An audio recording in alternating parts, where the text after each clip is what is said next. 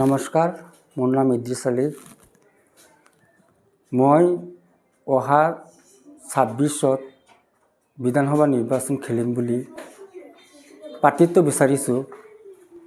উদাহৰণস্বৰূপে যোৱা 20 ডিচেম্বৰত ৰূপহী যিটো সমাদল হৈছিল, তাতে মুখ্যমন্ত্ৰী মহোদয়ে মই কথাটো কৈছিলোঁ। মুখ্যমন্ত্ৰী মহোদয়ে মোক আশা দিছে।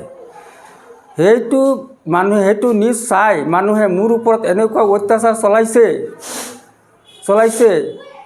মই এই নাবালিকাৰ সম্পৰ্কে মই একোৱেই নাজানো। নাবালিকা যিজনে অপহৰণ কৰিছে না কি কৰিছে, সেইটো ডাঙৰ ককাই মোৰ হৈছে ড্ৰাইভাৰ, মোৰ গাড়ী চলাই। তেওঁ কি কৰিছে কৰা নাই সেইটোতো মই একো নাজানো। মোৰ ওপৰত যে কেছ কৰিছে, সেই সংক্ৰান্তে মই কাকজনক অনুৰোধ জনাওঁ যাতে মোৰ ওপৰত যাতে মিছামিছি কেছ নকৰে।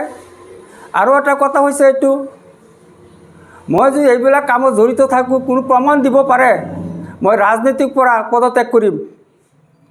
আৰু ভৱিষ্যতে তেওঁলোকক মই অনুৰোধ কৰিছোঁ, সাংবাদিক বন্ধুসকলক অনুৰোধ কৰিছোঁ, তেওঁলোকে যাতে মোৰ ওপৰত কিবা অভিযোগ আহিলে চাই নিউজ কৰে। এইটো সম্পূৰ্ণ মিছা। মোৰ গাড়ী য'তে ত'তে যায়, য'তে ৰখাই পেলাই মই মিটিং কৰোঁ, মানুহৰ লগত লগ কৰোঁ। মোৰ গাড়ীৰ নম্বৰ যিকোনো মানুহে ল'ব পাৰে, সেইবিলাকতো মই নাজানো। গাড়ী নম্বৰ ক'ৰ পৰা লৈছে, কি কৰিছে, কিন্তু মোৰ গাড়ী মোৰ লগত 24 ঘণ্টাই থাকে। মোৰ গাড়ীখনত মোৰ মানুহজনী উঠিব নোৱাৰে, সময় নাপায়। মোৰ গাড়ী কেনেকৈ অপহৰণত নিব ড্ৰাইভাৰে মোৰ? যোৱা 20 তাৰিখত অপহৰণ যেন হৈছে বুলি কৈছে। মই তেতিয়া নগাঁও 21 তাৰিখে অপহৰণ হোৱা যেন কৈছে। 21 তাৰিখে মই নগাঁও উপায়ুক্ত কাৰ্যালয়ত মোৰ কাম কাজত ব্যস্ত হৈ আছিলোঁ।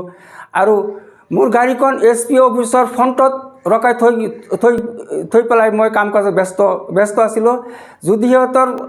যদি সন্দেহ হয়, DC অফিচত, নগাঁও DC অফিচত ভিডিঅ' ফুটেজ চাব পাৰে। মই চক্ৰটোৰ কৰজোৰা আহ্বান জনাওঁ, তেওঁলোকে যাতে মোৰ ওপৰত ভুৱা বাতৰি প্ৰকাশ নকৰে। মই অপহৰণৰ লগত কোনো জড়িত নহয়, মই তেনেকুৱা মানুহ নহয়। লাগিলে আমাৰ বেচামাৰী আঞ্চলিক পঞ্চায়ত আঞ্চলিকৰ ভিতৰত মোৰ বিষয়ে সুধিব পাৰে, মই কেনেকুৱা মানুহ। এইবিলাক কামত মই কেতিয়াও জড়িত নহয়। মই বাল্য বিবাহ বিৰোধী কৰোঁ, মই গুণ্ডা, মাফিয়া, দাসকুৰ সেইবিলাকৰ বিৰুদ্ধে কৰোঁ। এইটো আমাৰ নগাঁও আৰক্ষী বিষয়াসকলে জানে। এই দুষ্ট চক্ৰ মোৰ ওপৰত এনেকুৱা ভুৱা প্ৰচাৰ কৰিছে যাতে মই অহা নিৰ্বাচনত যাতে খেলিব নোৱাৰোঁ। টিকেট মোক নিদিয়ে। সেইকাৰণে তেওঁলোকক অনুৰোধ কৰিছোঁ, মোৰ ওপৰত যাতে ভুৱা বাতৰি প্ৰকাশ নকৰে। মই তেওঁলোকক অনুৰোধ কৰিছোঁ, চাওক, যদি ভৱিষ্যতে এনেকুৱা ভুৱা অভিযোগ উত্থাপন কৰে, তেতিয়াহ'লে মই আইনৰ আশ্ৰয় ল'ম। আৰু এটা কথা, সিহঁতে তদন্ত নকৰাকৈ যাতে নকৰে, মই এইটো কৰজোৰে অনুৰোধ